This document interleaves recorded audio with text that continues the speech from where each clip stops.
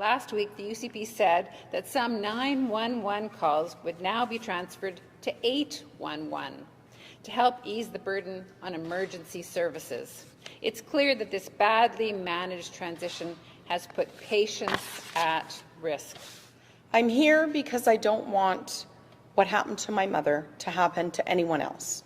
At 92, my mum is still active and engaged in living out her best life. But last week, my mother was sick. She lives in an independent living facility where staff do check on residents each morning. When they went to see my mother, they were having difficulty waking her up. I was able to speak to my mother on the phone, and she was saying how weak she was and that she could barely stand.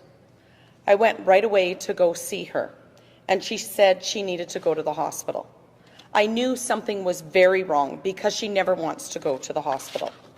I called 911 and told them my mother was weak, dehydrated, and everything was going completely through her, that she could barely stand, let alone walk, and felt like she was going to pass out.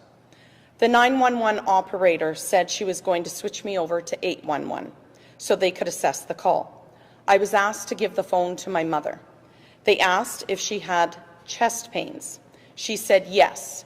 They asked if she had any breathing issues. She said yes.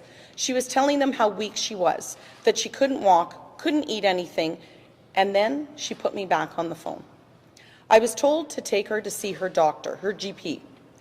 There was no way she could go to the doctor. And what could the doctor do?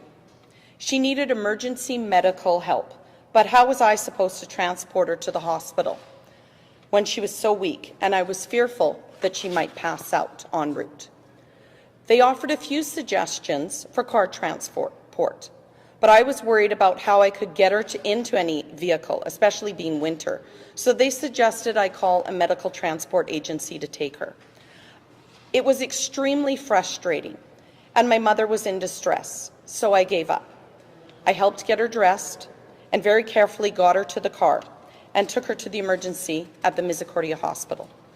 If she had been taken by ambulance, she would have been transported on a stretcher, but that's not how it worked out.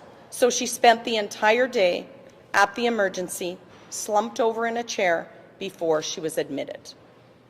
She's still in the hospital and probably will be there for another few days, so it's been well over a week. If we're faced with an emergency again, I don't know what we'll do. That experience was very stressful and degrading. I did get a call yesterday from a lovely lady at AHS who finally took the time to hear my full story, and she said they would be investigating what happened with our situation. I don't want to lay blame on anyone. I just don't want this to happen to anyone else.